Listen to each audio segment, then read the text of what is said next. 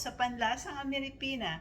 Ngayon po ay gagawa ako ng bukayo. Ito po yung minatamisan na buko or yung parang gitna ng buko saka yung panggata na hindi siya masyadong matigas. At papalaman ko po ito sa pandikoko. Ano pang hinihintay nyo? Tara na, samahan niyo po ako. Ito po mga kaibigan ng ating ingredients sa ating bukayo. Ipapalaman ko po ito sa pandikoko. Ito po yung kinayod kong fresh po yan na niyog. Ayan, kita nyo po. At lulutuin ko po siya sa fresh gata na kokomama. At ang gagamitin ko pong asukal ay dark muscovado sugar kasi mas healthy po siya. At lalagyan ko po siya ng mga 3 tablespoon na star margarine para mas malasa po siya. Ito po mga kaibigan, kumukulo na yung gata natin.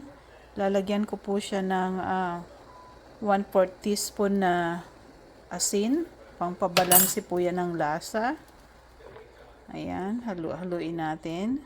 Pagkatapos po niyan, lalagay ko na po yung 2 cups na muscovado sugar. Ayan. Ito po mga kaibigan, natunaw na po yung muscovado sugar. Ilalagay ko na po yung nyog. Ito po palang nyog mga kaibigan, hindi po siya yung magulang na panggata talaga. Parang in the middle po siya ng magulang. Ayan. Halo-haloin ko lang po yan hanggang sa mag-dry siya. Nilagay ko na po yung 2 tablespoon na star margarine. Ayan na po.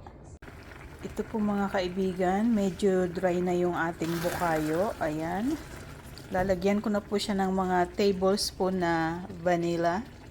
Hindi ko na i-measure, tansyahan na lang. Ayan, okay na po yan. Tapos patuyo-tuyuin pa natin ng konti. Ito na po ang ating bukayo. Luto na po siya.